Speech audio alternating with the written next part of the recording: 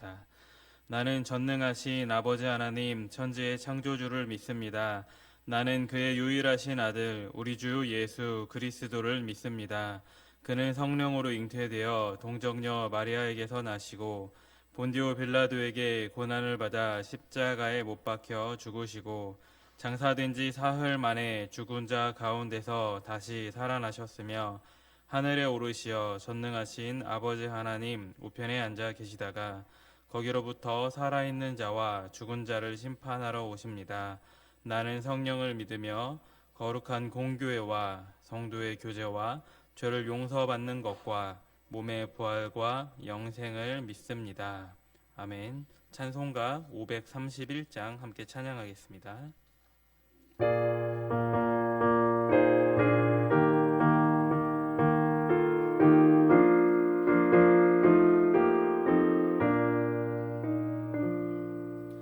자비한 주께서 부르시네 부르시네 부르시네 사랑의 햇빛을 외연받고 점점 더 멀리 가나 지금 오라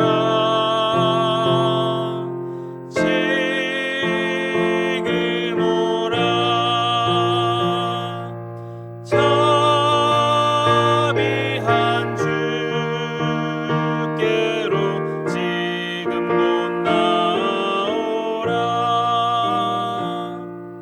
고달파 지친 자 쉬라 하네 쉬라 하네 쉬라 하네 무거운 짐진 자 다 나오라 쉬게 해주시리라 지금 오라 지금 오라 자비한 주께로 지금 곧 나오라 주께서 지금도 기다리네 기다리네 기다리네 죄짐을 가지고 다 나오라 어서 주 앞에 오라 지금 오라 지금 오라 자비한 주께로 지금 곧 나오라 주님의 소리를 들어보라 들어보라 들어보라 그 이름 믿는 자 복 받으리 어서 곧 일어나라 지금 오라 지금 오라 자비한 주께로 지금 곧 나오라 아멘. 이 시간 김희애 권사님 기도 인도해 주시겠습니다.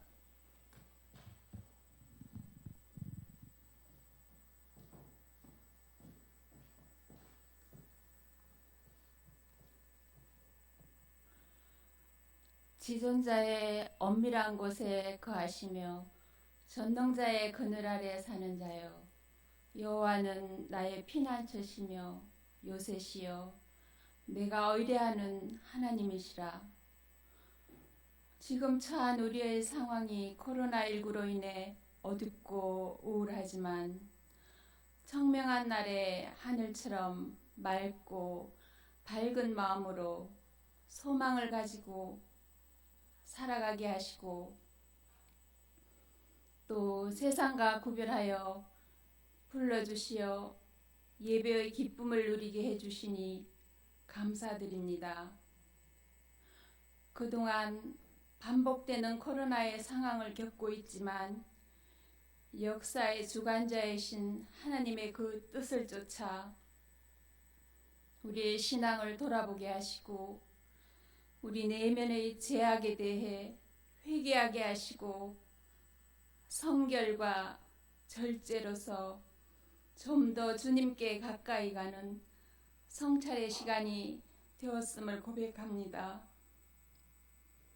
2020년 얼마 남지 않은 시간이지만 우리가 어떤 환경에 처해 있을지라도 최선을 다해 주님을 사랑하고 그 사랑에 겨워 형제와 이웃을 사랑하며 안주하는 즐거움보다는 타인을 위해 희생이 동반된 섬김과 봉사의 삶을 살아가겠노라고 다짐해 봅니다.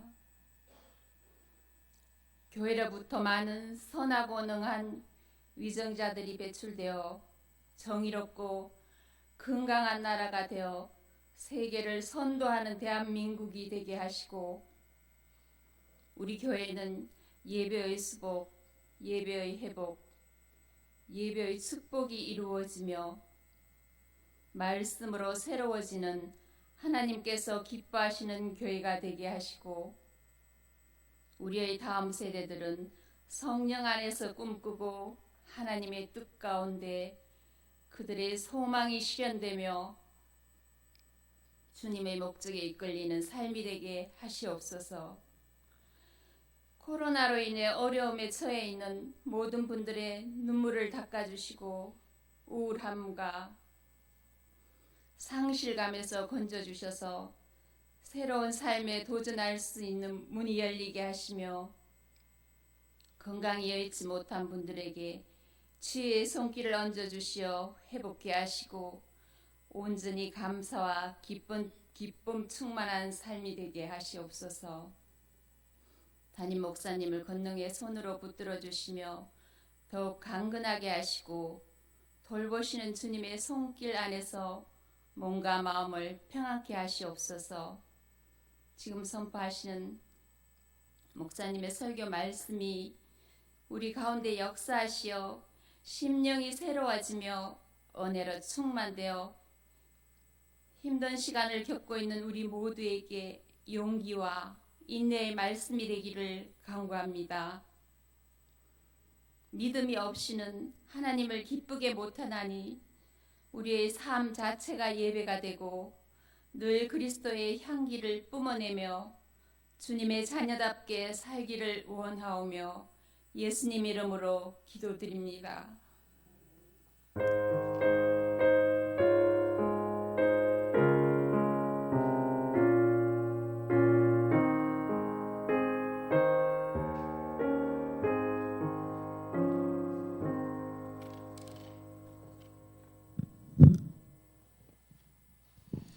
오늘 우리에게 주신 말씀은 사무엘상 3장 1절부터 21절까지의 말씀입니다. 구약성경 사무엘상 3장 1절부터 21절까지의 말씀입니다. 구약 411면에 있는 사무엘상 3장의 말씀입니다. 1절부터 21절까지 말씀을 저와 여러분들이 한 절씩 교독하신 후에 마지막 21절 말씀 함께 읽도록 하겠습니다. 아이 사무엘이 엘리 앞에서 여호와를 섬길 때에는 여호와의 말씀이 희귀하여 이상이 흔히 보이지 않았더라.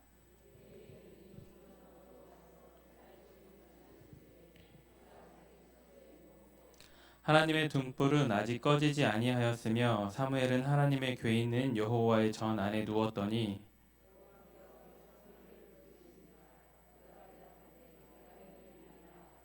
엘리에게로 달려가서 이르되 당신이 나를 부르셨기로 내가 여기 있나이다 하니 그가 이르되 나는 부르지 아니하였으니 다시 누우라 하는지라. 그가 가서 누웠더니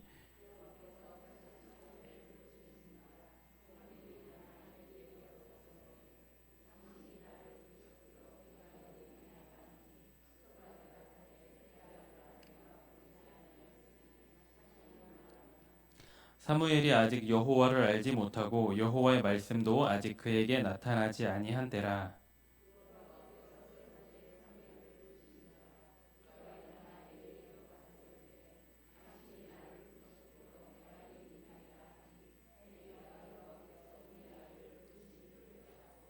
엘리가 사무엘에게 이르되 가서 누웠다가 그가 너를 부르시거든 내가 말하기를 여호와여 말씀하옵소서 주의 종이 듣겠나이다 하라 하니 이에 사무엘이 가서 자기 처소에 누우니라.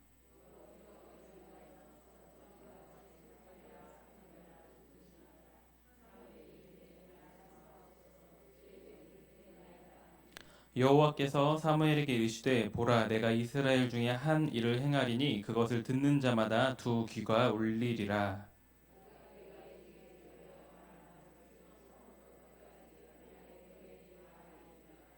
내가 그의 집을 영원토록 심판하겠다고 그에게 말한 것은 그가 아는 죄악 때문이니 이는 그가 자기의 아들들이 저주를 자청하되 금하지 아니하였음이니라.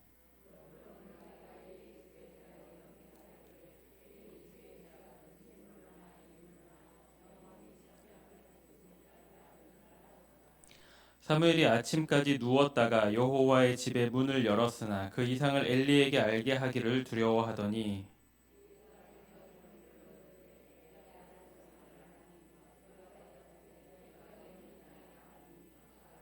이르되 내게 무엇을 말씀하셨느냐 청하노니 내게 숨기지 말라. 내게 말씀하신 모든 것을 하나라도 숨기면 하나님이 내게 벌을 내리시고 또 내리시기를 원하노라 하는지라.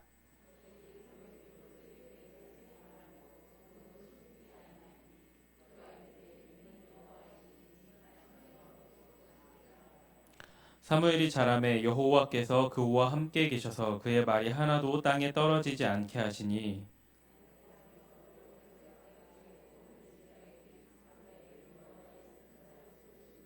함께 했습니다.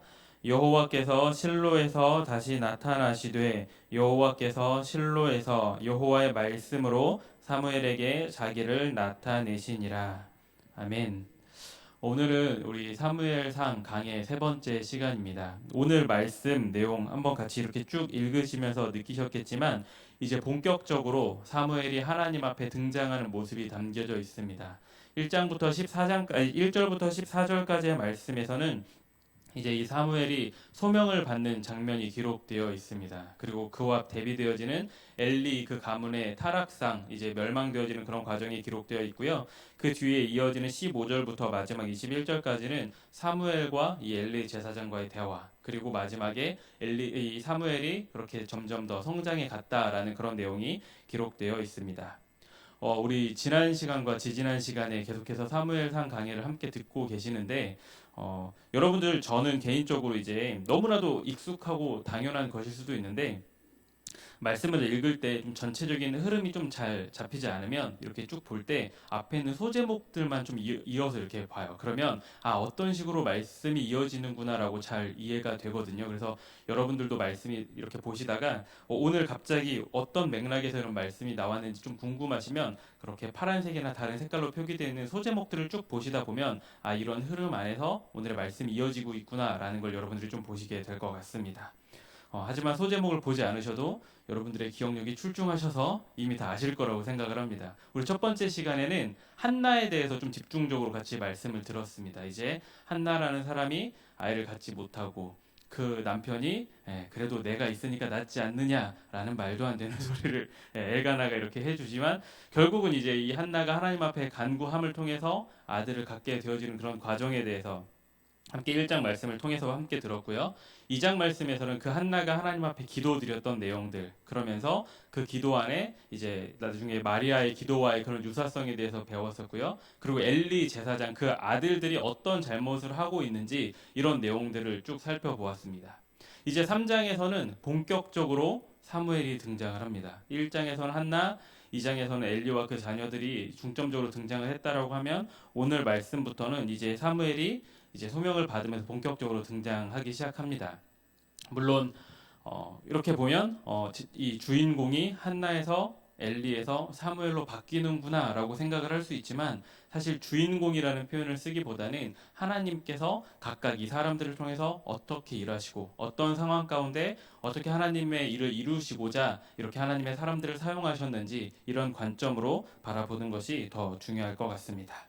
먼저 1절 말씀부터 함께 살펴보시면 1절 말씀이 이렇게 시작됩니다. 아이 사무엘이라고 한글 성경에 이렇게 시작이 됩니다.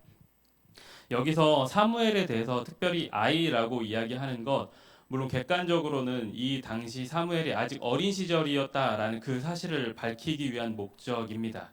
당시에 사무엘이 12살 정도 되었다라는 그런 다른 기록들이 있는데요. 그런데 더 중요한 거는 이 사무엘과 엘리에 대해서 끊임없이 비교하고자 하는 그런 의도가 담겨져 있습니다. 그래서 아이 사무엘이라는 단어와 대비되어지는 것은 2절 말씀에 엘리의 눈이 점점 어두워가서 잘 보지 못하는 그때에, 엘리 제사장은 참고로 이때 나이가 거의 한 100세 가까이 되었어요. 그래서 이제 몸의 기력이 쇠해서 눈의 시력이 점점 좋지 않아지는 것, 어찌 보면 당연한 일이거든요. 그런데 이 말씀에는 계속해서 어떤 의도를 가지고 말씀을 기록을 합니다. 그 의도는 무엇이었냐면 사무엘과 엘리 제사장을 계속해서 대비시키는 거예요. 사실 이제 나이가 많은 노인이라고 해서 하나님과의 관계가 멀어지는 건 절대 아니라고 저는 생각을 합니다.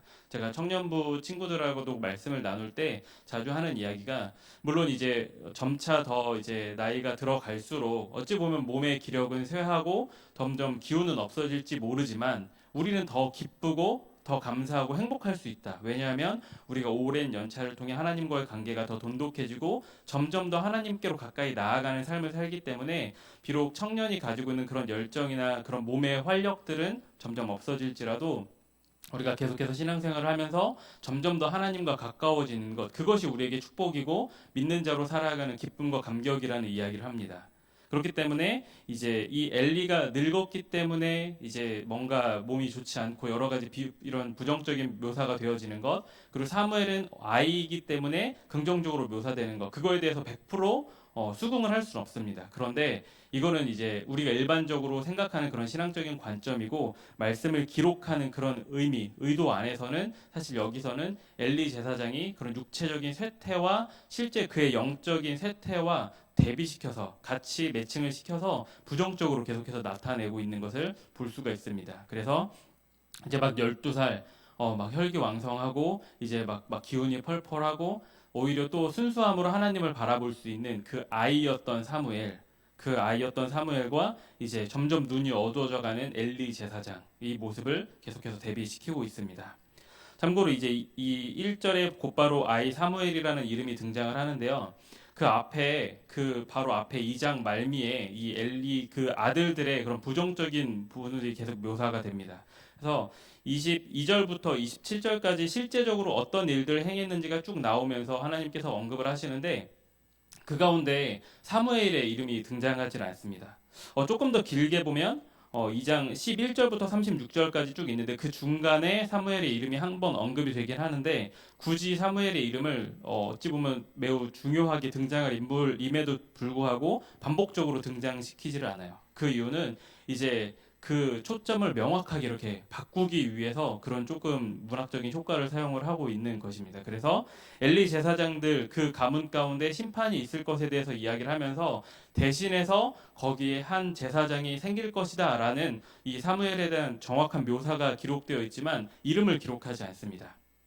물론 다른 이 당시 하나님께서 하셨던 말씀을 그대로 적었기 때문으로 볼 수 있겠지만 다른 말씀에서는 이렇게도 기록을 하잖아요. 이렇게 기록하였으니 이것은 사무엘에 대한 표현이었더라. 이런 말을 집어넣을 법도 한데 굳이 그런 내용들을 집어넣지 않고 이제 3장이 시작되면서 본격적으로 사무엘을 전면에 등장시키는, 그래서 이제 본격적으로 사무엘의 때가 되었다라는, 그리고 사무엘의 때라기보단 하나님께서 사무엘을 들어 사용하실 때가 되었다라는 그런 의도를 담아내고 있습니다. 이 아이 사무엘이 엘리 앞에서 여호와를 섬길 때라는 표현이 또 등장을 하고 있습니다. 여기서 이제 엘리 앞에서 여호와를 섬긴다라는 것, 이제 엘리가 그 당시 가장 저명했던 대제사장이었기 때문에 이 사무엘이 대제사장으로서 잘 길루어지고 있는 그의 신분적인 그 당시의 상황에 대해서 기록되고 있는 것을 우리가 볼 수 있습니다. 그래서 대제사장의 역할을 바라보는 그 당시인데 거기에 이제 이어지는 말씀으로 여호와의 말씀이 희귀하여 이상이 흔히 보이지 않았더라라는 기록이 말씀되고 있습니다. 참고로 이 당시 사사기 시대부터 이어지는 이 당시에 하나님의 말씀은 이 이스라엘의 흥망성쇠와 매우 직접적인 영향이 있었습니다. 이스라엘 백성들이 하나님의 말씀을 청종하고 그대로 순종하면 이스라엘 백성들은 정말 그 하나님께서 축복하시는 그 축복을 마음껏 누릴 수 있었지만 그 말씀을 듣지 않으면 그들이 이제 계속해서 어려움을 겪고 다른 민족으로부터 이제 고난을 당하게 되는 그런 여러 가지 상황들이 있는데 이 당시에는 특별히 다시 여호와의 말씀이 희귀한 상황, 들리지 않는 상황, 다시 말해서 이스라엘 이 민족이 전체적으로 타락하고 있는 것, 단지 엘리 제사장과 그 가문과 그 자녀들만 그러한 것이 아니라 이스라엘 전 민족적인 위기 상황이 다가오고 있음에 대해서 이야기를 하고 있습니다. 말씀이 희귀하고 이상이 흔히 보이지 않았더라. 여기서 말하는 이상은 비전입니다. 비전은 하나님께서 직접 내려주시는 거죠. 그래서 이 당시에 하나님께서 말씀을 통해서 또한 비전을 통해서 미래적인 예언을 통해서 계속해서 말씀을 하셨는데 하나님이 직접적인 대면하는 말씀도 없었고 미래에 대한 이상도 없었던 그런 암울했던 이 당시의 상황에 대해서 기록을 하고 있습니다. 그리고 앞서 계속 1절 말씀 설명드리면서 말씀드렸던 것처럼 엘리의 눈이 점점 어두워가는 그것과 비슷한 느낌으로 기록이 되고 있죠.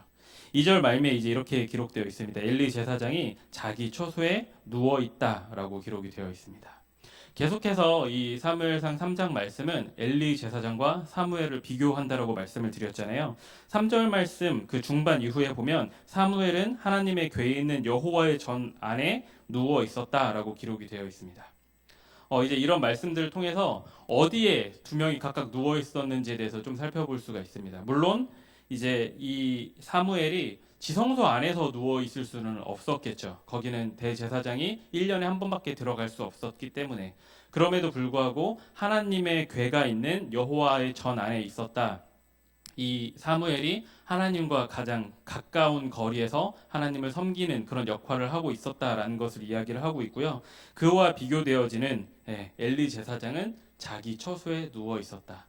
물론 이 이후에 이어지는 말씀들을 통해서 하나님께서 사무엘을 불렀을 때 이 사무엘이 자기를 엘리 제사장이 불렀다라고 착각을 할 만큼 어찌 보면 좀 근거리였을 거라고 추측을 할 수 있습니다. 그런데 더 중요한 것은 오늘 말씀에서 분명히 엘리에 대해서는 자기 처소라는 표현을 통해서 성전 안에 있는 그런 제사장의 별도의 방에 누워 있었다라는 것. 하지만 이 사무엘은 이 하나님의 전 안에 누워 있었다라는 것.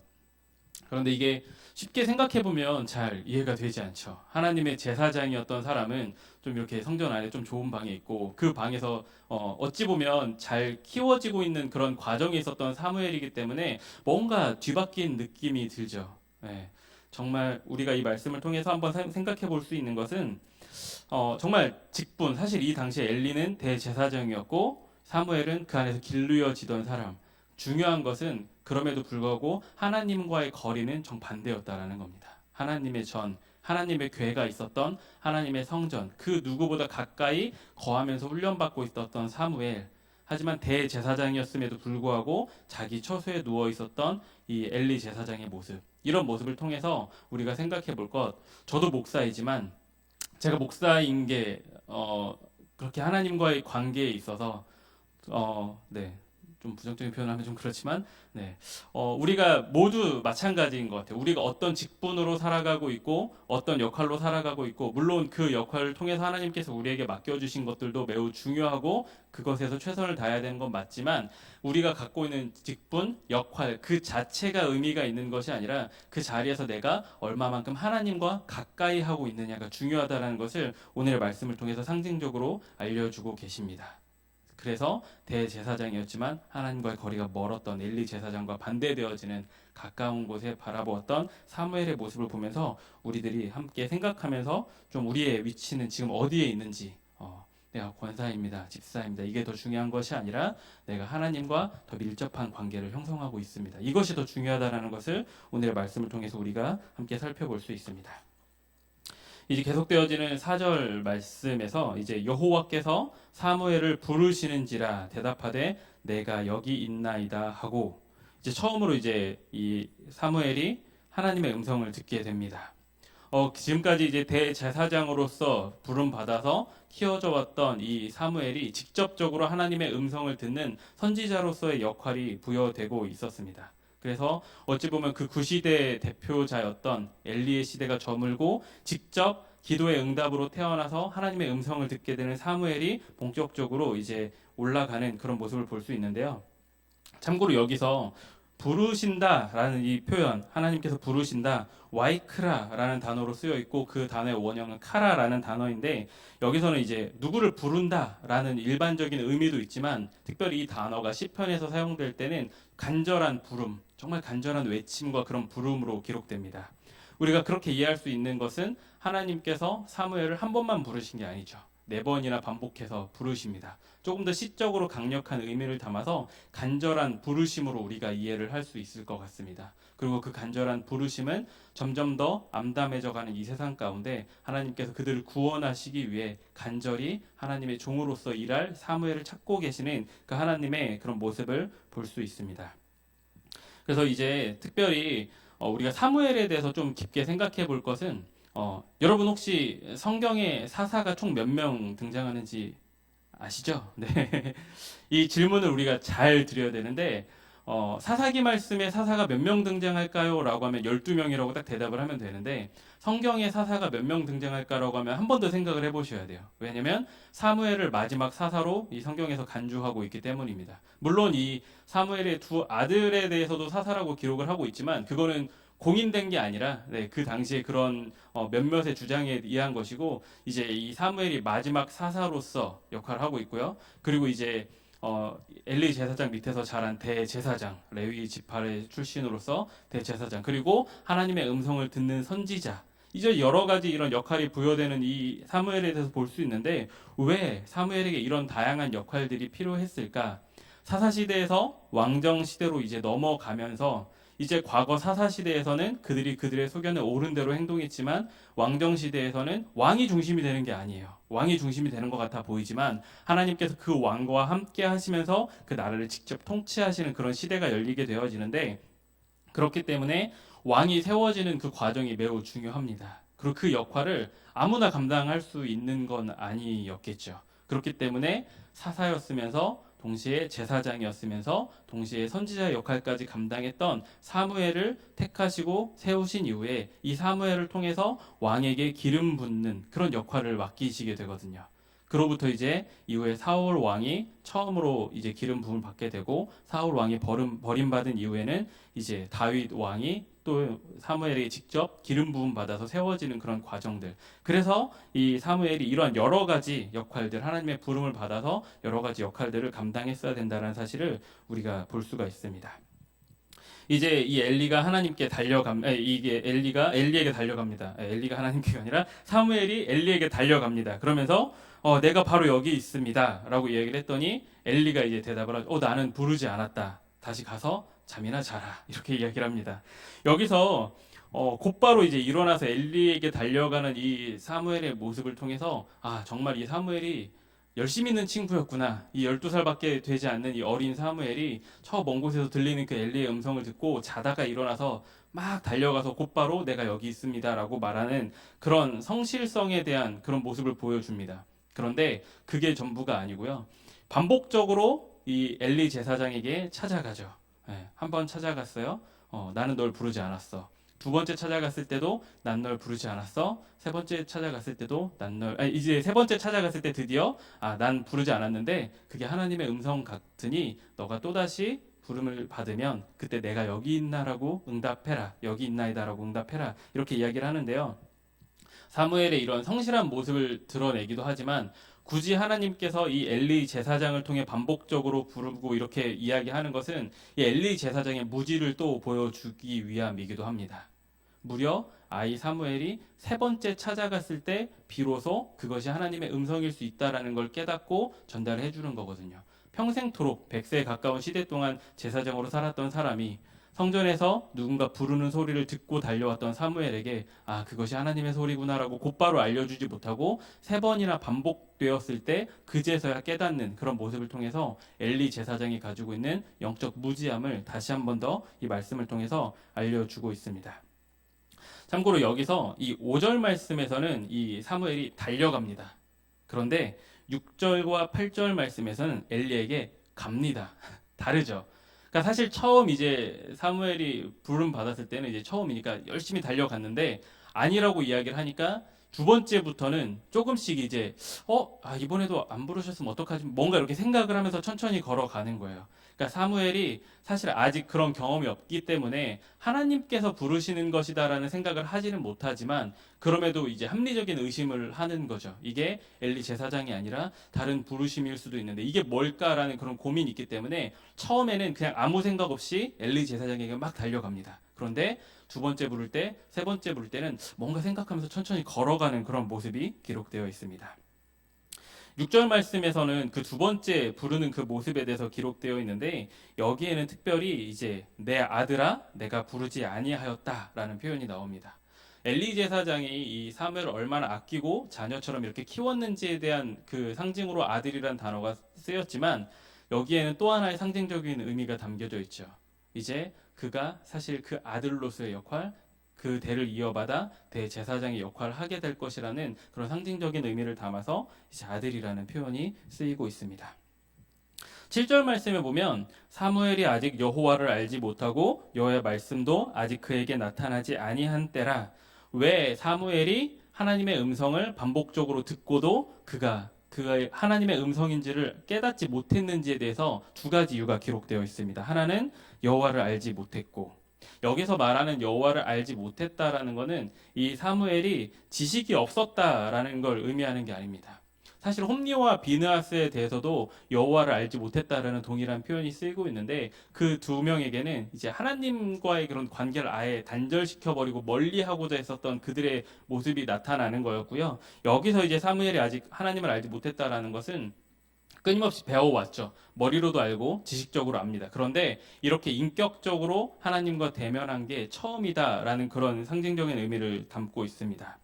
그리고 여호와의 말씀도 아직 그에게 나타나지 아니한 때라 여기도 마찬가지입니다. 이 사무엘이 나시린으로 이 제사장 밑에서 철저히 율법 교육을 받으면서 자라왔습니다. 그래서 여기서 여호와의 말씀이 없다라는 것 마찬가지로 그가 지식적으로 하나님을 알지 못하고 있었던 것이 아니라 하나님께서 직접 임재해서 이야기하는 그런 경험을 아직 사무엘이 경험하지 못했다라는 것을 의미합니다. 이 두 가지 말씀을 통해서 특별히 이제 우리에게 알려주시는 것, 우리도 마찬가지인 것 같아요. 이렇게 교회에서 강해를 통해서 우리가 성경을 깊이 알고 계속해서 교회에서 여러 가지 말씀을 접하고 지식적으로 계속해서 이 말씀을 알고 하나님께서 말씀하시는 그 말씀의 기준이 무엇인지 알아가는 것 매우 중요하지만 그것보다 더 중요한 것은 우리 삶 가운데 계속해서 하나님과 인격적으로 만나야 된다라는 것, 대화해야 된다라는 것. 우리가 정말 평생토록 교회를 다녔지만 하나님 앞에서 여호와를 알지 못했다라는 이야기를 들으면 너무 슬프겠죠. 우리가 인격적으로 하나님을 만나기 위한 그런 노력이 필요할 것이고요. 그런 하나님의 임재, 직접적인 대화를 우리가 하는 것이 필요할 것이고요. 그것을 위해서 우리가 계속해서 간구해야 될 것은 성령님께서 우리 안에 내주하심으로 성령의 충만함으로 우리가 그렇게 하나님을 인격적으로 만나야 된다는 필요성을 오늘의 이 사무엘이 깨닫지 못하는 장면을 통해서 다시 우리에게 알려주십니다. 이제 세 번째 사무엘을 부르십니다. 8절 말씀에서 이제 세 번째로 말씀을 하십니다. 지난주 주일 혹시 3부 예배 드리셨던 분, 1, 2부 때는 누구였죠? 자, 1, 2부 때 설교를 누가 하셨었죠? 이소연 목사님. 3부 예배 때 혹시 설교 들으신 분 계신가요? 3부 예배 나오셔서 아니면 영상으로 3부 영상 예배, 이렇게 3부 담임 목사님께서 직접 말씀하셔 주셨을 때 이런 메시지를 전해 주셨어요. 하나님께서 음성을 주실 때 때로는 제3자를 통해서 정말 예상치 못했는데 갑자기 목사님의 말씀을 통해서 혹은 누구랑 대화를 하다가 갑자기 예상치도 못한 이런 여러 가지 방법으로 하나님께서 말씀을 해주시거든요. 그런데 오늘 사무엘에게도 마찬가지였어요. 이 엘리를 통해서 아직은 직접 알지 못하는 그 사무엘에게 엘리 대제사장, 어찌 보면 엘리 대제사장에 대해서 계속해서 부정적으로 나타나고 있지만 어찌됐든 그 당시에 최대 영적 지도자로서 엘리 제사장이 나오거든요. 하나님께서 그 제사장을 통해서 이 제3자였던 엘리 제사장을 통해서 하나님께서 말씀하시고 만나는 그런 과정을 통해서 우리가 지난주 주일 말씀에 대해서 다시 확인할 수 있는 것, 우리 때로는 하나님께서 정말 여러 가지 다양한 방법으로 우리가 말씀하신다라는 것을 다시금 확인하게 됩니다. 이제 드디어 이제 엘리가 이제 이야기를 해줍니다. 야, 이게 정말 하나님인 것 같다. 가면 너가 여호와여 말씀하옵소서 주의 종이 듣겠나이다 하라 하니 9절 말씀에 나오는 이 표현이 이 당시 제사장들이 취하는 그런 제의적 표현이었다고 합니다. 하나님께서 이제 이 누군가를 부를 때 이렇게 응답하는 것. 그래서 이제 이 사무엘이 선지자인 동시에 제사장이었다라는 그런 것을 다시 한 번 더 확실시켜주고 있는데요.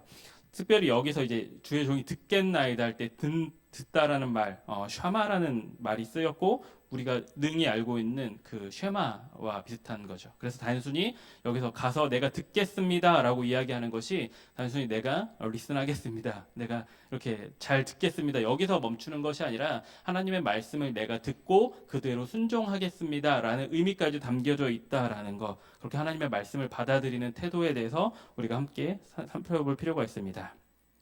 이제 10절 말씀에 이제 이렇게 기록되어 있습니다. 여호와께서 임하여 서서 전과 같이 사무엘아 사무엘아 부르시는지라 사무엘이 이르되 말씀하옵소서 주의 종이 듣겠나이다 하니 지금까지는 하나님께서 사무엘을 이렇게 부르셨다. 그래서 갔다. 다시 돌아왔다. 이렇게 뭔가 설명하듯이 기록이 되어 있었는데 이 10절 말씀에서는 하나님께서 임하여 서서라는 표현 그리고 직접 그 단어가 쓰죠. 사무엘아 사무엘아. 네. 우리가 앞에 같이 찬양 부를 때 부르시네 부르시네라는 그 앞에 부분 그리고 후렴에서는 지금 오라 어서 오라. 네. 느낌이 좀 다르죠. 약간 타인의 관점에서 하는 것이 아니라 직접 이제 그 단어들을 사용하면서 이렇게 하나님께서 사무엘을 부르는 그 생생한 만남에 대해서 묘사를 해주고 있습니다. 그 간절함을 가지고 하나님께서 이 사무엘을 찾는 모습, 이 처음으로 대면하는 모습에 대한 감동을 더 확실하게 나타내기 위해서 하나님이 딱 임하여 서서 사무엘아, 사무엘아 부르는 직접적인 그 단어들을 사용을 하고 있습니다. 참고로 이런 묘사들이 성경에 많이 쓰이죠.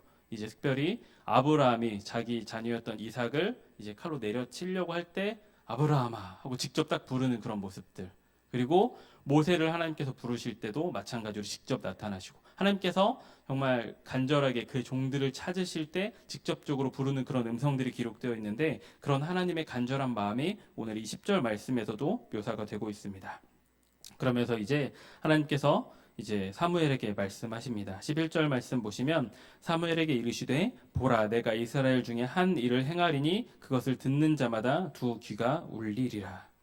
여기서 조금 의아한 것은 그 뒤에 이어질 그 한 일은 사실 엘리와 그 제사장 그 가문에 대한 일이잖아요. 엘리 그 제사장 그 가문이 완벽하게 멸망할 것이라는 그런 이야기인데 이것에 대해서 이스라엘 중에 한 일이다라는 표현을 하고 있는 것 앞서도 말씀드렸다시피 이 당시의 죄악은 당시 엘리 제사장에만 국한된 것이 아니었거든요.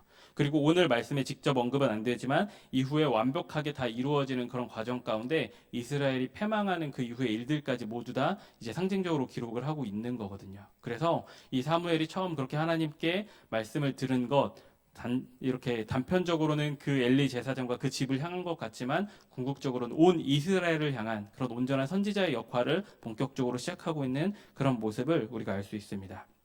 그러면서 그것을 듣는 자마다 두 귀가 울린다라는 표현을 쓰고 있습니다. 이 두 귀가 울린다라는 건 특별히 좀 부정적인 게 아니라 이렇게 심판, 재앙의 그런 단어들이 쓰입니다. 그래서 열왕기하 21장에 보면 므낫세가 죄악을 저질러서 여호와께서 이제 예루살렘이 멸망할 것을 선포하실 때 그리고 예레미야 말씀에서 그 당시 유다의 왕과 예루살렘이 멸망할 것이 선포될 때 그것을 들을 때 이제 두 귀가 울린다라는 그런 비유적인 표현이 있는데 이것이 이제 심판과 재앙에 대한 메시지라는 것을 확실하게 알려주고 있습니다.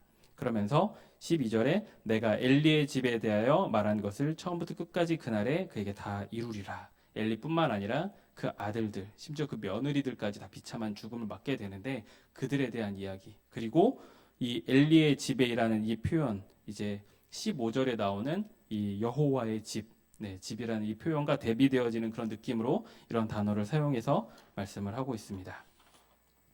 그래서 이제 왜 엘리 제사장과 그 자녀들을 심판하시는지에 대해서 쭉 설명을 하십니다. 왜 심판하냐? 13절 말씀 중반에 보시면 그가 아는 죄악 때문이니 이는 그가 자기의 아들들이 저주를 자청하되 금하지 아니하였음이냐. 이제 하나님께서 엘리 제사장들을 그 가문을 심판하기로 한 것 이미 그가 알고 있는 죄악 때문이다. 다시 말하면 엘리 제사장이 이미 알고도 그것들을 끊어내고자 하는 노력이 없었기 때문에 그 자녀들이 그 아들들이 계속해서 하나님의 이름을 망령되게 여기고 저주를 선포하고 다니는 그런 내용들을 알고 있었지만 그들을 용납하고 있었던 것, 그리고 이거를 좀 더 이렇게 다른 관점에서 바라보면 자신의 아들들을 하나님보다 더 사랑하고 아꼈던 엘리 제사장의 모습인 거죠. 그렇기 때문에 내가 그것들을 처벌하겠다라고 말씀하십니다. 이 말씀을 통해서 아까도 예시로 드렸던 그 아브라함과 그 아들 이삭 그 모습과 대비되어지죠. 그 아들마저도 제물로 드리고자 했었던 믿음의 조상 아브라함. 그런데 그 아들들을 너무나도 사랑한 나머지 하나님 앞에 이런 중한 범죄를 저지르고 있음에도 불구하고 그것을 지키려고 했던 이 엘리 제사장. 너무나 다른 결과를 맺게 되죠. 아브라함은 믿음의 조상으로 지금까지도 그 이름이 하나님의 영광 안에 동참하고 있는 아름다운 모습. 하지만 이 엘리 제사장은 그 아들을 지켰다라는 것 때문에 결국 그 아들들도 죽었을 뿐만 아니라 며느리까지 다 죽었을 뿐만 아니라 자기 자신도 비극적인 그런 죽음을 맞이하는 것도 대제사장으로서 너무나도 불명예스러운 죽음을 맞게 하는 이런 모습을 보면서 이제 우리에게 주시는 메시지는 우리는 하나님께서 귀하게 여기는 것이 무엇인가? 엘리 제사장이 그 아들을 중요하게 여겼던 것처럼 혹시나 우리들 마음 가운데도 하나님보다 더 귀하게 여기고 있는 것들이 있지 않을까? 내가 그것들을 계속해서 간직하고자 한다면 물론 구약적인 관점에서처럼 막 직접 하나님께서 치시는 일이 우리에게 당장 일어나지 않을 수도 있습니다. 그런데 이 말씀을 통해서 하나님보다 더 다른 것들을 기뻐하는 것을 하나님께서 이토록 싫어하시는구나라는 사실을 우리가 다시 한 번 더 확인할 수 있습니다. 14절 말씀에 보면 이제 엘리 집은 어떤 재물이나 예물로도 속죄함을 받을 수 없다라고 이야기합니다. 그 이유는 그 엘리 그 가문이 대제사장, 그 누구보다 경건하고 성결하고 거룩하게 살아갔어야 하는 사람들인데 그렇게 살지 못했기 때문에 하나님의 그런 극한 진노를 받았다라는 것. 우리가 신앙인으로 살아가다 보면 우리들도 좀 그런 생각을 할 때가 있는 것 같아요. 때로는 믿지 않는 사람들과 우리의 삶을 비교하면서 우리는 그렇게 늘 주님의 전에 나와서 회개를 합니다. 하나님 앞에 우리의 잘못을 구합니다. 정말 우리가 다 죄인이고 하나님 앞에 잘못을 이야기합니다. 그런데 사실 세상 사람들은 정말 자기 마음대로 살아가지만 그것이 죄인지도 알지 못하죠. 그래서 때로는 그 사람들의 그런 삶의 모습, 그렇게 좀 유유낙낙하는 그런 삶의 모습을 보면서 우리의 삶의 모습, 내가 이렇게까지 살아야 하나? 이런 생각을 할 필요도 있을 것 같아요. 그런데 오늘의 말씀을 통해서 알게 되어진 것, 우리는 선택받은 하나님의 백성들로서, 그리고 거룩한 왕 같은 제사장으로서 그 누구보다 하나님 앞에 거룩하고 성결하게 살아가야 될 의무가 우리 모두에게 주어졌다라는 것. 그렇기 때문에 세상 사람들과의 비교는 아무런 의미가 없습니다. 내가 하나님 앞에서 얼마만큼 하나님을 기쁘시게 하나님 앞에 거룩하게 살아가느냐가 우리에게 중요한 것임을 다시금 알게 해주십니다. 이제 15절부터 이제 좀 상황이 반전이 됩니다. 이제 아침이 됐습니다. 아침이 되었습니다. 이 앞에 맨 앞에 보시면 이 3절 말씀 보시면 3절 말씀에 하나님의 등불이 아직 꺼지지 아니하였을 때 나타났다라고 기록이 되어 있거든요. 이때 이건 무슨 말이냐면 밤에 이제 해가 질 때부터 아침에 해가 뜰 때까지 성전에 이제 불을 밝혀 놓습니다. 그래서 아직 하나님의 등불이 켜져 있을 때라는 말은 사무엘이 이제 한밤중에 이런 일을 겪게 되었다라는 걸 이야기합니다. 물론 마찬가지로 상징적으로는 이제 어두웠던 엘리, 하지만 여전히 하나님의 그 등불과 그런 희망이 사무엘에게 있다라는 그런 상징적인 것을 이야기를 하고 있고, 시간적으로는 이제 한밤중에 아직 꺼지지 않았다는 건 그 한밤중에 일어났다는 일이거든요. 그리고 나서 이제 아침이 되었습니다. 사무엘이 이제 아침에 누웠다가 여호와의 집에 문을 열었더니 이제 엘리에게 이걸 말하는 게 두려운 거죠. 왜냐하면 가서 다 죽는데요. 이걸 받아들일 그 엘리 제사장이 얼마나 낙담하고 힘들어할까 이런 내용들을 알기 때문에 사무엘이 이제 하나님으로부터 모든 걸 들었지만 이것을 이야기하기 두려운 겁니다. 뭐 해코지가 두려웠거나 그런 것이 아니라 정말 그 엘리 제사장이 가질 그런 심리적인 그런 압박감에 대한 그런 두려움이죠. 그런데 이제 엘리 제사장이 부릅니다. 너무나 사실은 비참한 상황이에요. 이제 16절 보면 처음에는 내 아들 사무엘아 하고 부릅니다. 마찬가지로 암시적인 계속해서 아들이라고 표현되어지는 그런 암시가 있는데 특별히 17절에 이제 내가 하나님께 들은 걸 나에게 다 알려다오. 그런데 네가 알려주지 않으면 너 하나님한테 벌 받았으면 좋겠어. 이게 무슨 일입니까 도대체? 그러니까 끝까지 이제 이 엘리 제사장의 잘못된 모습들이 나타나는데 한편으로는 너무나 비참한 거죠. 사실 하나님의 제사장이잖아요. 그리고 대제사장으로서 100세가 되고 이제 그렇게 오랫동안 섬겨오고 이 모든 것들을 사실은 사무엘에게 전수해야 되는 역할이 엘리에게 있었는데 거꾸로 된 거죠. 자기는 하나님의 음성을 듣지도 못했고 지난 밤 사이에 하나님께서 사무엘을 찾아가셨다는 그 사실을 알게 됐고 그러니까 너무나도 비참하고 사실은 어느 정도 예감을 했겠죠. 이게 하나님께서 나를 심판하기 위해서 이제 사무엘에게 이야기를 하셨구나. 어떤 이야기를 하셨을까? 그러니까 얼마나 궁금했으면 이렇게 협박까지 했을까라는 그런 생각이 듭니다. 그런데 이제 이렇게 하나님께서 이렇게 이야기를 할 때 이제 사무엘이 그것에 대해서 조금도 숨기지 않고 그대로 이야기를 합니다. 그럼에도 불구하고 엘리 제사장에게 마지막 이야기 이 18절 하반부에 보면 엘리가 이르되 이는 여호와이시니 선하신 대로 하실 것이니라 하니라. 네. 그래도 대제사장으로서 이 마지막 멘트는 그래도 어느 정도 의미가 있는 것 같아요. 그런데 이 멘트, 이 하나님께서 선하신 대로 하실 것이다. 이 말은 엘가나가 한나에게 했던 말입니다. 이제 한나가 자기 아들이었던 사무엘을 하나님께 나시린으로 드린다라고 했을 때 그 남편이었던 엘가나가 한나에게 했던 이야기였어요. 하나님께서 선하신 대로 이루실 거야. 그리고 이제 엘리 제사장이 이제 처음 선지자로서의 소명을 감당하고 있는 사무엘 앞에서 그래 하나님께서 선하신 대로 이루실 것이야. 이 모든 것이 사무엘 중심적으로 돌아가고 있는 것처럼 보이지만 그 안에 하나님의 선한 의지대로 이 모든 것들이 진행되고 있다는 것을 다시 한 번 더 확인시켜주고 있습니다. 그러면서 19절 말씀에 여호와께서 함께 계셔서 그의 말이 하나도 땅에 떨어지지 않았다. 말씀에서 항상 선지자에게 있어서 그 선지자가 정말 좋은 선지자인지 그렇지 않은지에 대해서는 그가 한 말씀이 그대로 이루어지는지 아닌지에 대해서 알 수 있고 오늘 말씀에서 그 말이 모두 그대로 이루어졌다라는 것은 이제 사무엘이 온전히 하나님 앞에 제대로 잘 선지자로 세워져 갔다라는 것을 알 수 있습니다. 그러면서 이제 마무리되어지면서 단에서부터 브엘세바까지 온 이스라엘이 사무엘은 여호와의 선지자로 세우심을 입은 줄을 알았더라.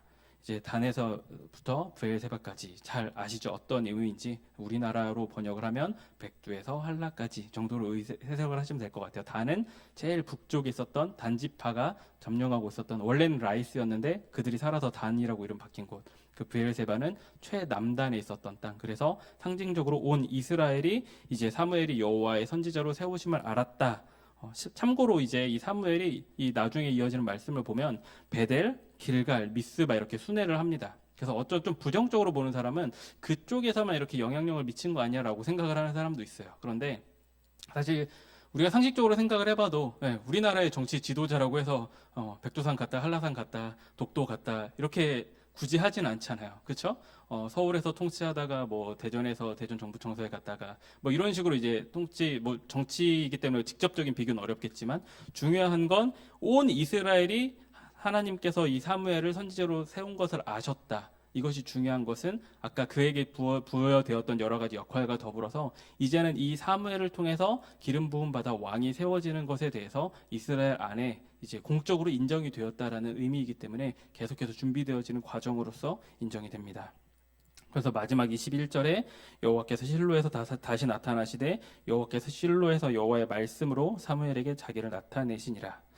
이 한글 번역을 보시면 실로에서 다시 나타나셨다라는 단어 때문에 하나님께서 그러면 좀 이렇게 만나는 걸 좀 멈추셨다가 실로에서 다시 만나셨나 이렇게 생각하실 수 있는데 원어대로 해석을 한 걸 말씀을 드리면 그리고 여호와께서 실로에서 계속해서 나타나시기를 더하셨다. 그러니까 실로에서 자주 사무엘 앞에 나타나셔서 말씀하셨다라는 이야기가 됩니다.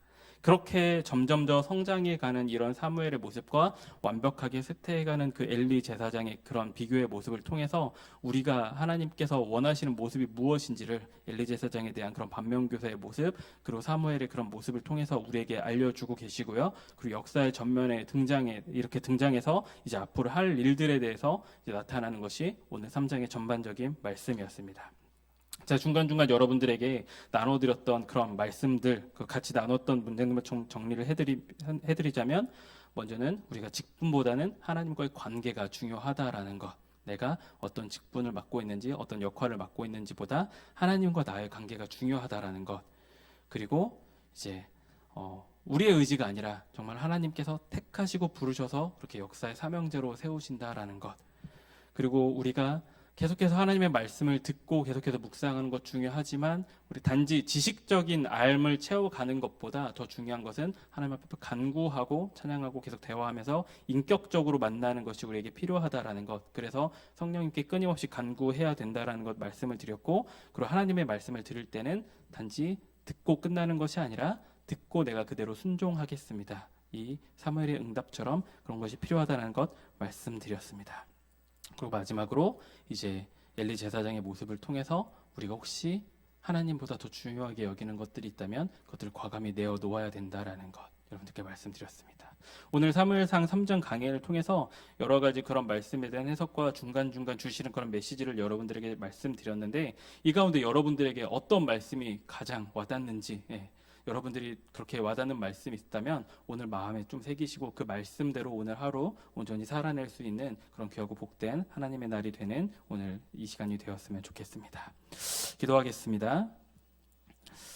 하나님 감사합니다. 오늘의 말씀을 통하여서 아이 사무엘이 하나님 앞에 택함받고 점점 세워져가는 과정을 통해서, 그리고 그와 대비되는 엘리 제사장이 점점 몰락해가는 그런 과정을 통해서 여러 가지 메시지를 하나님께서 우리에게 알게 해주셨습니다. 하나님, 우리가 이 말씀을 듣고 마음속에 잘 기억하고 거기에서만 그치는 것이 아니라 온전히 말씀대로 순종하는 그런 하루를 살아가길 원하오니, 오늘 하루 그 누구보다 내가 하나님과 가깝게 지낼 수 있는 오늘 하루가 되게 하여 주시옵소서. 그렇게 하나님께 더욱더 가까이 나아가고자 할 때 여전히 연약한 우리의 모습들이 있다면 성령님께서 우리를 도우셔서 우리가 온전히 그렇게 나아갈 수 있도록 늘 도와주시옵소서. 지금도 살아서 우리와 함께 하시는 살아계신 예수 그리스도의 이름으로 기도합니다. 아멘. 함께 찬송가 540장 찬양하겠습니다.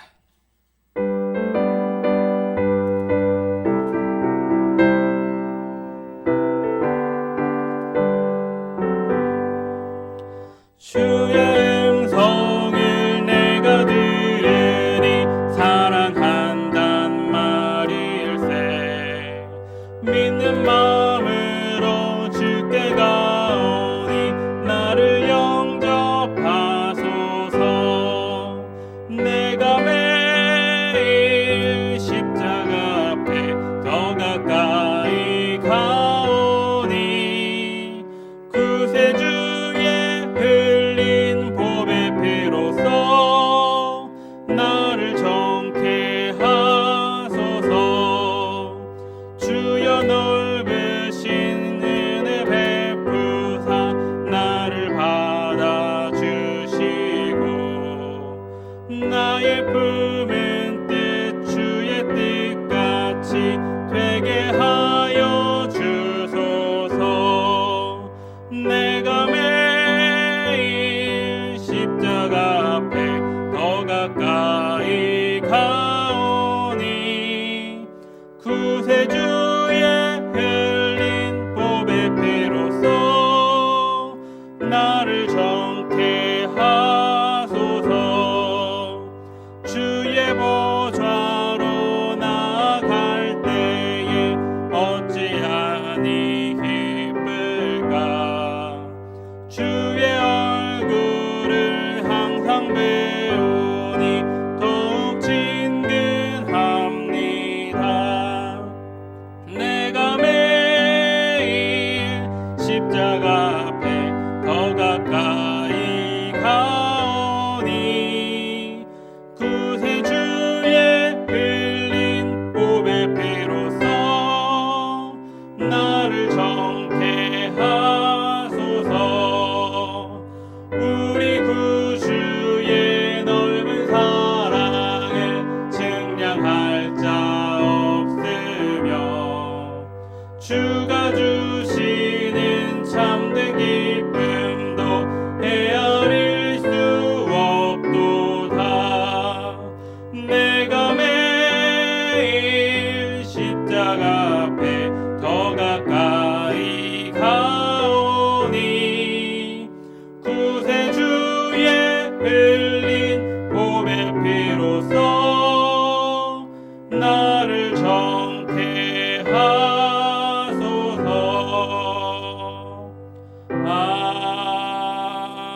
아멘. 이제는 우리 주 예수 그리스도의 크신 은혜와 하나님의 다함이 없는 사랑하심과 성령님의 교통 역사 충만케 하심이 오늘의 말씀을 통해 함께 찬양으로 고백했던 것처럼 하나님께로 더욱더 가까이 나아가기로 결단한 우리 모든 성지의 가족들 위해, 그들의 가정과 삶의 현장 위에, 이 나라와 민족 위에 지금부터 영원까지 함께하여 주시기를 간절히 축원하옵나이다. 아멘.